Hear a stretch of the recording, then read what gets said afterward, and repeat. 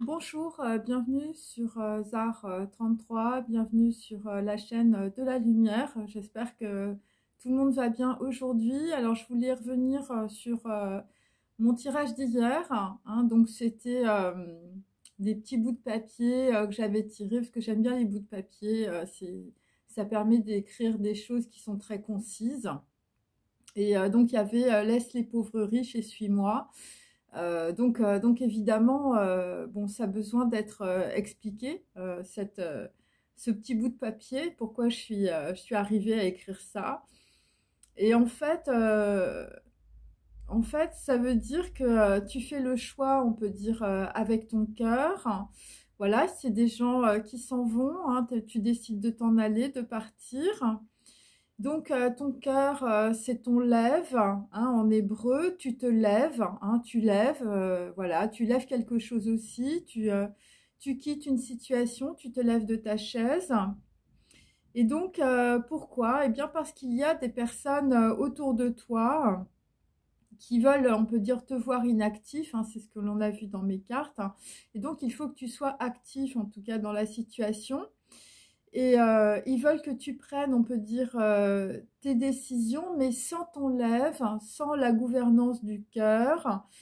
Voilà, plus on peut dire par raison que par le cœur. Alors le cœur, bon, ça a rapport avec l'amour, mais c'est pas que ça, mes amis, hein, c'est surtout la gouvernance du cœur, c'est-à-dire reprendre ta vie en main.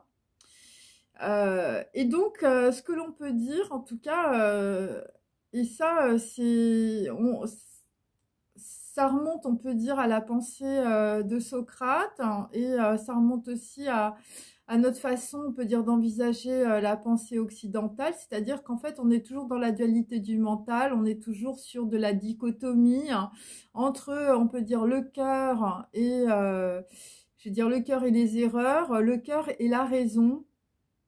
Et donc, il y a une dichotomie du cœur et la raison tue, hein. C'est-à-dire que quand tu fais les choses avec raison, bah, tu te rends compte que tu t'emmerdes dans ta vie, hein, parce que là où tu ne mets pas de cœur pour faire les choses, là où il n'y a pas de joie, eh bien, je veux dire, il faut comprendre aussi que tout s'écroule. En tout cas, les gens tombent malades ou les gens ont besoin d'aller dans des addictions, on peut dire, pour éviter de réfléchir à leurs erreurs du passé ou, je veux dire, à leurs choix du passé, hein. Donc c'est pour ça que dans mes tirages, souvent, on a l'alcoolique mondain, on a la drogue, voilà, on a des gens qui t'empoisonnent ou, je veux dire, ta vie, c'est une succession d'erreurs et d'empoisonnements, hein, c'est possible aussi.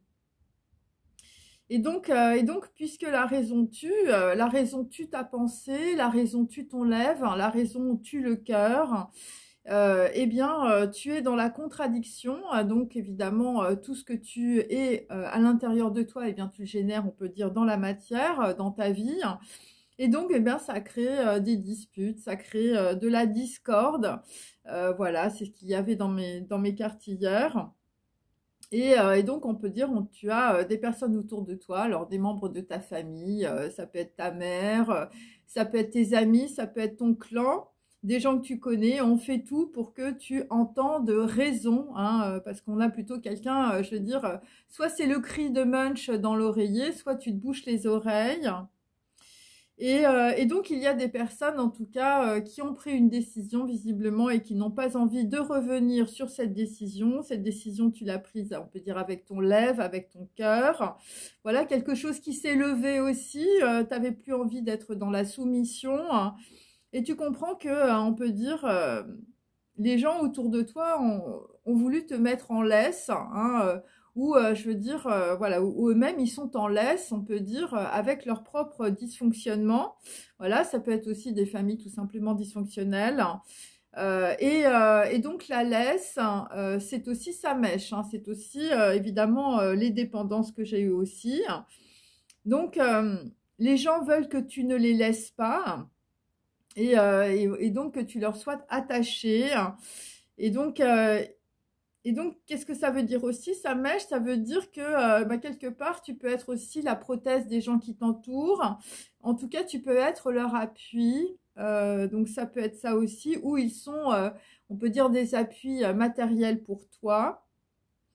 Et donc de cette manière-là, on peut dire les uns les autres se tiennent en laisse. Hein. Donc on peut dire on a un troupeau de chiens avec, je veux dire, des laisses. Voilà, et puis chacun est attaché à l'autre. Hein. Donc bon, peut-être que dans des contrats, tu as aussi le fil à la patte. Je pense que le fil à la patte, c'était aussi une pièce de théâtre. Enfin, je crois. Donc ils te tiennent en laisse ou tu peux les tenir en laisse hein, et voilà, et ce sont des personnes qui ne veulent pas que tu les laisses. Euh, voilà, donc on peut dire le fil à la patte, hein, c'est peut-être aussi l'histoire d'un fil ou l'histoire d'un fils, hein, de la généalogie. Voilà, parce que hier j'avais le crétin égyptien. Et j'avais surtout aussi dans mes tirages, on peut dire de lapin crétin. Alors évidemment, pour les gens qui arrivent sur ma chaîne par hasard, il faut regarder évidemment la vidéo précédente. Hein. Sinon, vous n'allez rien comprendre. Parce que ce ne sont que voilà, que des métaphores, en tout cas, que j'explique ou que j'exprime. Voilà, donc il y avait, on peut dire, un lapin crétin égyptien hier qui regardait, on peut dire, le fil généalogique et transgénérationnel. Et donc, on peut dire que, eh bien, si tu es dans cette configuration-là, regarder ta généalogie, eh bien, on peut dire que les gens autour de toi t'ont, voilà, brainwashing machine, hein, t'ont mis dans une machine à laver. En tout cas, je veux dire... voilà, ils ont essayé de récupérer, on peut dire, les couleurs ou la blancheur, on peut dire, d'une généalogie, mais on peut dire que ça marche pas. Donc la machine à laver, le mental, bon bah on peut dire qu'ils t'ont bien essoré, hein, avec, on peut dire, voilà, des personnes qui en boucle, on peut dire, ont sans arrêt, on peut dire, remis une situation sur le tapis. Voilà, et donc c'était pour t'essorer, voilà, c'était, on peut dire, pour te faire entendre raison. Hein. Mais ce qu'il faut comprendre aussi, c'est que personne ne voit le diplodocus qui arrive. Hein. C'est-à-dire que là, ce qu'on peut dire, c'est qu'au niveau de la généalogie ou du transgénérationnel, eh bien, ça arrive, ça revient. Parce qu'il y a du karma à payer. Hein. C'est-à-dire que c'est des gens, je veux dire, qui ont bloqué des situations ou vous continuez à être bloqué dans des situations. Et là, je veux dire, si tu te lèves pas avec ton cœur, je veux dire, il y a un karma qui va être payé. Hein. Voilà, parce qu'on avait aussi la concordance des temps ou, enfin, je veux dire, des situations qui étaient en concordance entre le passé et le futur, hein, par rapport au présent. Et il faut comprendre qu'il y a des situations, on peut dire, qui se dématérialisent, qui se rematérialisent, jusqu'à, je veux dire, que on peut dire ce soit compris ou jusqu'à ce qu'elle soit, on peut dire, essorée. Voilà, dans la machine à laver du temps, hein, c'est un petit peu ça aussi. Et donc, il y a du karma à payer, visiblement. Il y a de la mort à crédit, hein, voilà. Par rapport, on peut dire, à des gens qui ne sont pas conformes, on peut dire, au destin ou qui ont voulu, on peut dire, voilà, couper un destin ou voilà, qui ont voulu peut-être égarer des personnes. Voilà, un destin qui n'a pas été exécuté, hein, ou tu n'as pas exécuté des actions que tu devais réaliser, hein, ou on peut dire il y a des personnes autour de toi qui, voilà, qui ont bloqué, on peut dire, des actions et que tu devais réaliser, c'est peut-être ça. Et donc, quelque chose te fait retourner, on peut dire, à l'envers. Alors, à l'envers, quand on lit les cartes, on lit souvent les cartes à l'envers parce que, on va dire, les informations à l'envers, c'est les informations qui sont encore, on veut dire, dans les mondes subtils, hein, dans les 5 corps et l'éther, dont parlaient les Grecs. Voilà, c'est le 5e élément, c'est pour ça que les choses sont à l'envers. Et quand ça arrive sur notre plan physique, on peut dire... eh bien, ça se met, on peut dire, droit. Hein, mes cartes se mettent droites, en tout cas. Donc, pour ça, pour comprendre, on va dire, ce que je viens de vous dire, bah, il faut tout simplement vous regarder dans la glace. Voilà, vous vous rendrez compte que lorsque vous levez votre main droite, en réalité, dans la glace, c'est la main gauche. Voilà, et en fait, c'est la même loi quantique, on peut dire, pour les cartes du tarot aussi, et pour toutes les informations qui arrivent sur notre plan physique. Et donc, quelque chose te fait retourner à l'envers. Alors, moi, j'ai eu un peu, bon, la planète des singes, puisque j'avais voilà, des animaux dans mes tarots, on peut dire. Voilà, des hommes sans conscience, hein, où on peut dire, bah, ce que tu vois, c'est la statue de la liberté qui est ensablée sur une plage. Et donc, tu te rends compte aussi du temps qui a passé et qui est perdu. Tu comprends que les riches étaient pauvres et que ce sont les pauvres qui étaient riches. Voilà, car on peut dire que dans la situation, eux n'ont pas accumulé de matérialité. Hein, je veux dire, les pauvres ne sont pas dans la matière. Ils n'ont pas accumulé, on peut dire, d'orgueil, d'arrogance et d'avidité. En tout cas, c'est ce que disent les maîtres. Hein, voilà, c'est... Et quand tu ne regardes pas la matérialité, eh bien, tu peux regarder ce qui est dématérialisé. Hein, donc, je le précise, des événements du passé qui se sont passés ont donc été matérialisés à un moment donné et dématérialisés, évidemment, puisque on peut dire les personnes qui jouaient dans ces scénarios sont mortes. Et donc, qu'est-ce que ça veut dire? Ça veut dire que puisque les événements se rejouent, hein, puisque on peut dire on est en train de regarder les choses à l'envers, on est en train de regarder les choses vers le passé, eh bien, ça veut dire que puisque en physique quantique, rien ne se perd et tout se transforme, donc on peut dire que le passé peut être évidemment un potentiel de futur et donc se rematérialiser. Voilà, c'est un petit peu ça.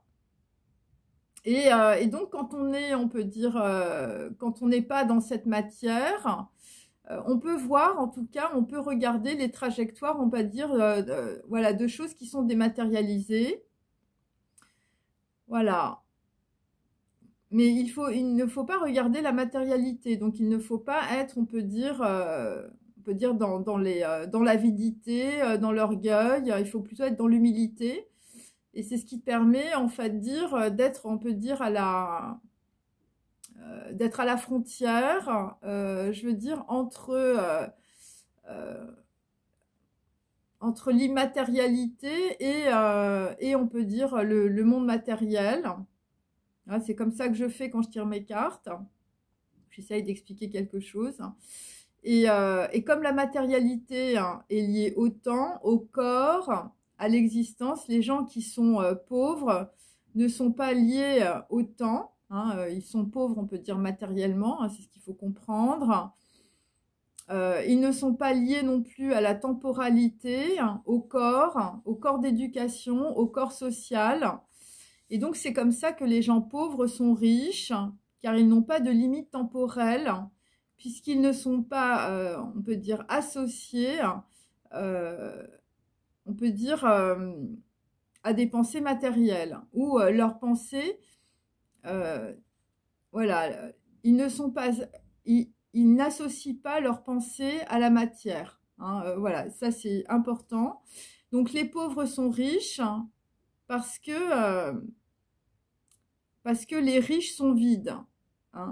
Le vide, c'est la matière, c'est la projection des conditionnements, c'est la matérialité.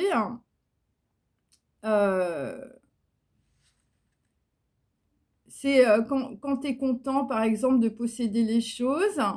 Voilà, alors moi, j'ai eu aussi dans mes tirages le cocu. Donc, voilà, t'es cocu, mais t'es content. Voilà, de posséder, d'être riche, voilà, d'avoir une belle voiture, un bel appartement, d'avoir un beau château, d'avoir des belles bagues. Mais avoir n'est pas être. Et c'est sur le verbe être, on peut dire que tu t'es trompé. Et donc, en possédant, tu n'as jamais vécu parce que tu n'as jamais été.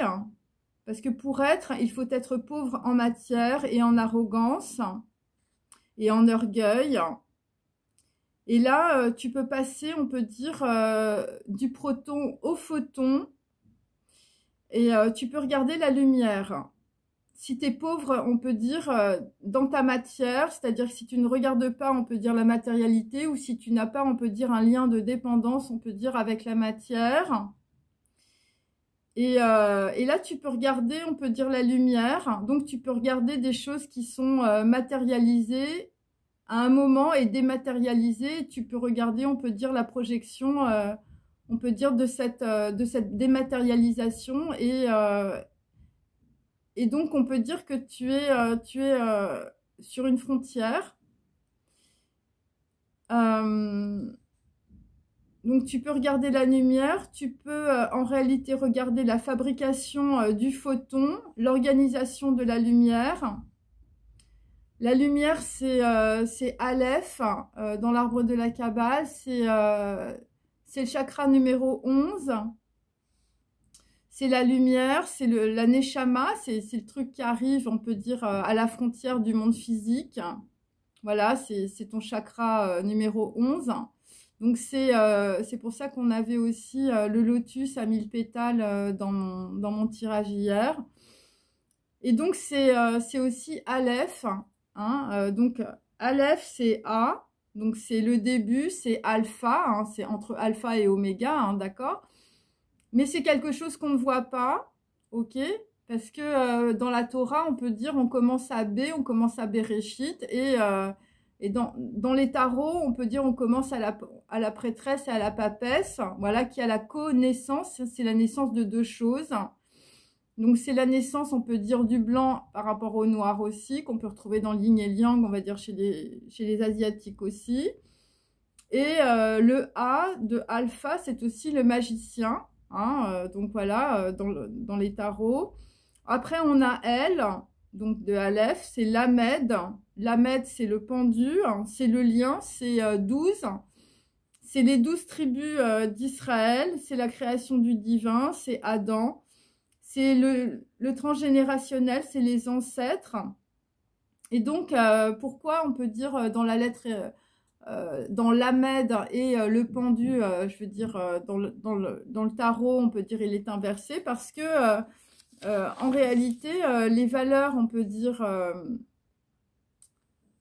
les valeurs humaines, les valeurs terrestres sont inverses des valeurs spirituelles. Et donc, c'est pour ça qu'on a symbolisé, on peut dire, quelqu'un qui regardait à l'envers. Donc, parce que là, on regarde à l'envers, en fait. Hein, c'est ça qu'il faut comprendre. Et on regarde vers le passé pour avoir le futur, ok?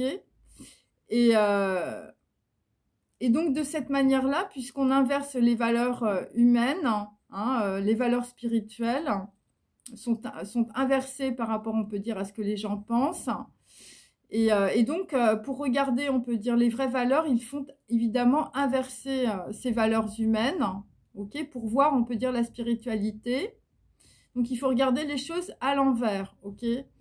Donc, les pauvres sont riches et les riches sont pauvres. Voilà, et c'est pour ça que j'ai écrit cette phrase. Et donc, je reprends toujours sur Aleph. Donc, il y a E. Bon, normalement, c'est une voyelle, donc normalement, on ne l'apprend pas. Mais E, c'est 5 et c'est E, c'est Yod E. Et donc, c'est aussi la louange du divin, le pouvoir.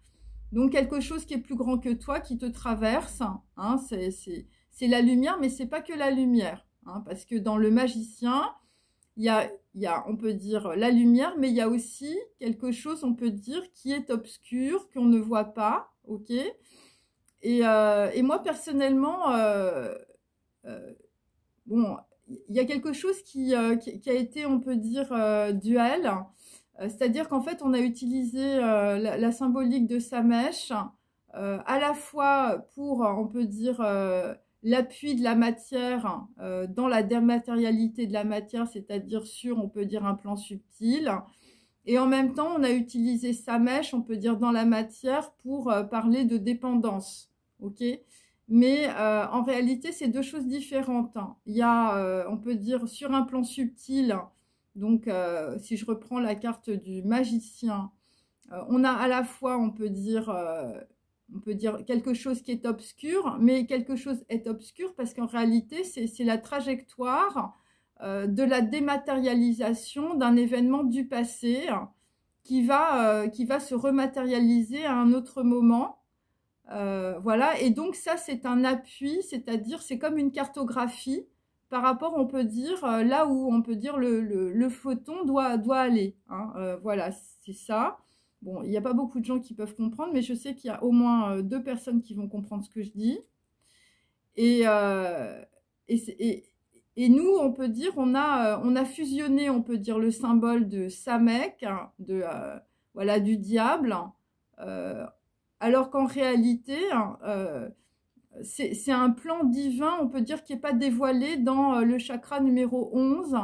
Donc, on peut dire, dans la louange du divin, il y a déjà, on peut dire, une cartographie de la lumière qui va être organisée d'une certaine manière.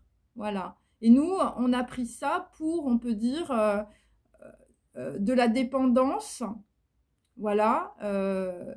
Alors qu'en réalité, c'est une cartographie. Donc là, il faut se poser la question, je veux dire, où est le libre arbitre, hein, voilà. C'est pour ça qu'on a aussi le dévoilement, on peut dire, de Lucifer, porteur de lumière. Parce que quelque part, sans, on peut dire, sans Lucifer, porteur de lumière, sans Samek, sans le côté sombre, on peut dire, la lumière, on peut dire, ne peut pas être portée. Hein. C'est-à-dire qu'en fait,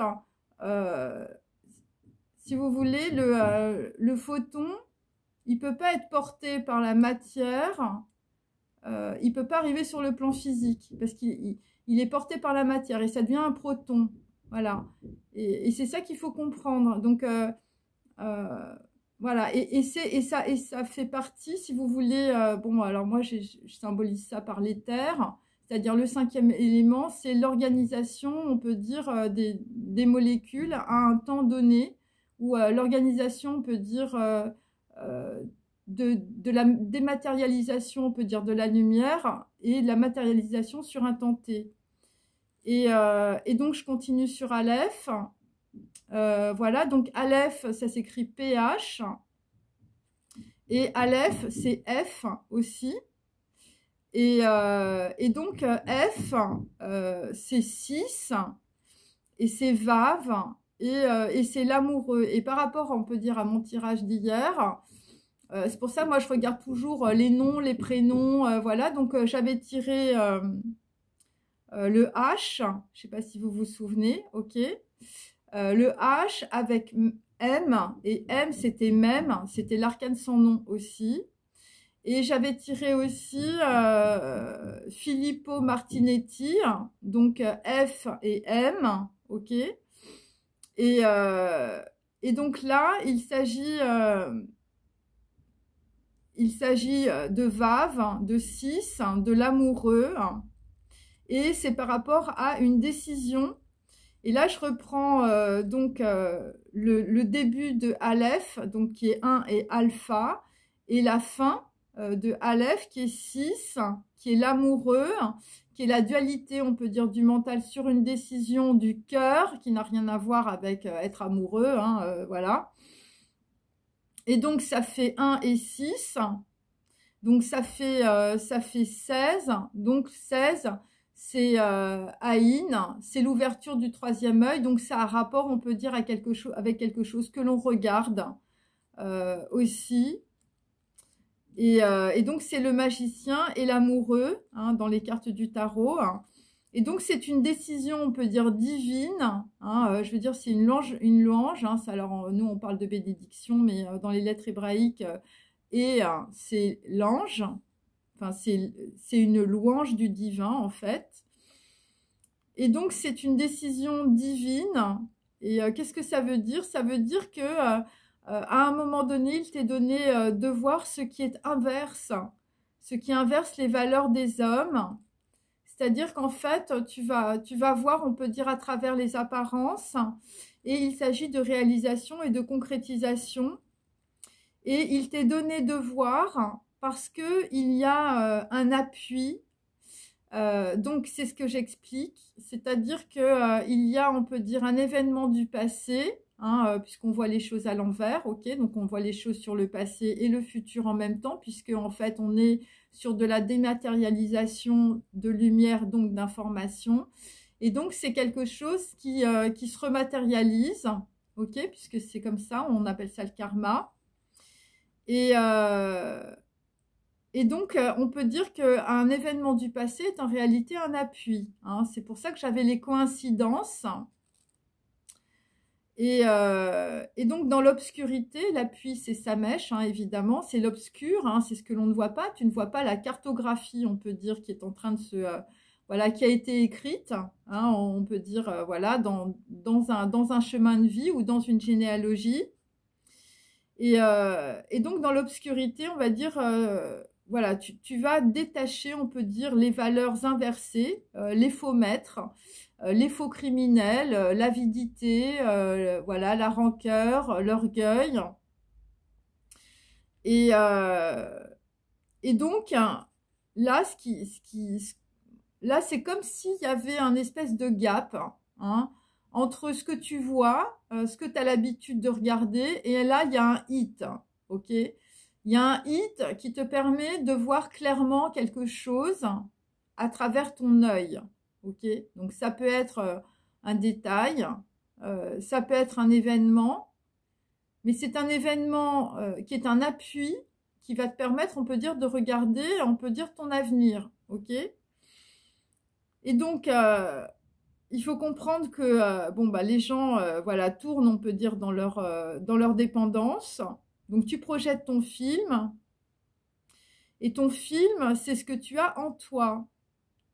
Mais il faut comprendre aussi qu'il y a des choses que tu as en toi dans ta matrice qui ne sont pas encore dévoilées. Ok? Et donc, c'est pour ça que ce qui descend, voilà, c'est, je veux dire, une prise de conscience instantanée. Eh bien, ça va rentrer en résonance, on peut dire, avec une partie de voilà, de ta matrice. Alors, ça peut être un talent, ça peut être plein de choses, hein, mais là, tu vas être réveillé. Hein. Dire, ça va être un peu comme une aiguille. Hein. Je veux dire, tu vas te prendre une aiguille dans les fesses, et puis là, tu vas comprendre où tu es. Et donc, pourquoi on peut dire on peut pas voir les choses, on peut dire d'une autre manière. D'abord parce qu'il y a une cartographie, hein, voilà, il faut suivre, on peut dire un chemin. C'est pour ça, pour moi, tant que les gens sont pas dans une prise de conscience, sont pas éveillés, il n'y a pas de libre arbitre. Tout ça, c'est des conneries. On vous raconte que vous êtes libre, je veux dire parce que vous êtes riche. Bon bah après, bon bah il y a des gens qui pensent ça, hein, tant mieux pour eux. Voilà, bon, mais si être libre et si être riche, je veux dire, c'est participer d'un troupeau, enfin, je veux dire, si ta vie, c'est être un mouton, c'est laisse tomber. Et, euh, et donc, pourquoi on peut dire, parce qu'il y a des gens qui se disent, mais pourquoi j'ai pas réussi à regarder, hein, pourquoi j'ai pas vu ça, ou pourquoi il s'est passé ça dans le passé, dans ma famille, ou voilà, et j'ai pas été capable de voir les choses. Parce qu'en fait, les yeux sont sales. Hein. C'est comme, je veux dire, moi, j'ai des lunettes et puis je vais te regarder, je vais mettre de la boue sur mes lunettes. Mais si tu as des gens qui te mettent de la boue toute la journée ou si tu te mets de la boue toute la journée en regardant des trucs dégoûtants, bah, c'est clair que tu peux pas avoir les yeux propres. Parce que pour regarder la lumière, il faut avoir les yeux propres. Tu peux pas regarder quelque chose, je veux dire, si t'es pas propre, hein, propre dans ta tête, propre sur ton corps, je veux dire, si tu te laves pas, si tu es tout le temps dans tes dépendances, en train de te mettre des strings dans les fesses pour, je veux dire, attirer le chaland, je veux dire, c'est clair que si t'es pas propre, je veux dire, tu peux pas voir les choses. Tu peux pas voir ta vie, tu peux pas voir qui tu es, tu vois rien. Je veux dire, t'as de la boue, t'as de la merde sur toi et tu sens mauvais. Hein. Donc, c'est clair que les gens qui sont propres, ils vont pas s'approcher de toi. Parce que, je veux dire, il n'y a pas le même parfum, tu comprends? Les anges, par exemple, enfin bon, voilà, je prends des trucs parce que je sais bon, bah, les anges, je veux dire, ils sentent la rose, hein, tu comprends? Et puis, bah, voilà, et puis il y a des personnes qui sentent très mauvais, hein, ok. Et donc, bah, et les pensées, c'est comme des parfums, d'accord? Donc, il faut changer, on peut dire, voilà, tout ça. Et donc, tu ne peux regarder que ce qui, on peut dire, te salit, on peut dire, le regard. Et donc, ça veut dire que, bah, puisque tu as les yeux sales, tu vas te tourner que sur ce qui est sale. Voilà. Euh, et donc, avec ces yeux-là, avec ce regard-là, parce que le regard, c'est pareil, c'est quelque chose qui s'apprend. Et quand tu as un regard sale, eh ben, tu ne peux pas créer, on peut dire, ta vie. Tu ne peux pas, tu ne peux pas réaliser quelque chose autrement que ce qui est sale.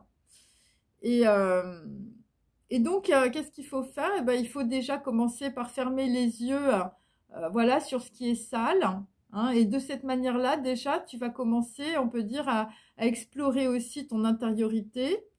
Voilà, si tu fermes les yeux, tu regardes ton intériorité. C'est une compréhension et un apprentissage de regarder ou d'écouter hein, ce qui te rend riche. Hein, voilà. C'est-à-dire, il faut écouter ton lèvre, il faut écouter ton cœur, il faut, il faut te faire ressentir les choses, hein, et puis tu te rendras compte que les gens, on veut dire, qui ont des chaussures sales ou des chaussures pleines de merde qui viennent chez toi, ben, à un moment donné, tu vas plus leur demander de venir. Hein. Voilà, ou je veux dire, ça va se faire instantanément. Parce qu'il y a un apprentissage, on peut dire, de regarder. Voilà. Même Léonard da Vinci, je veux dire, son grand-père, il lui avait dit, en gros, si tu veux devenir intelligent, tu dois absolument regarder les choses. Euh, Éduquer ton regard sur les choses, on peut dire, qui t'entourent. Et tu comprendras que à travers ce que tu regardes, il y a d'autres mondes, il y a d'autres choses qui ne se voient pas. Hein. C'est-à-dire, et c'est pour ça que les gens inversent complètement les valeurs du monde, parce que tu regardes une nana, je veux dire, qui est riche, hein, je veux dire, l'habit fait le moine. Donc forcément, si elle est riche à l'extérieur, elle est riche à l'intérieur. Or, en réalité, eh bien, ce que tu vois, on peut dire à l'extérieur, si elle met toute, je veux dire, son extériorité, toute son énergie, je veux dire,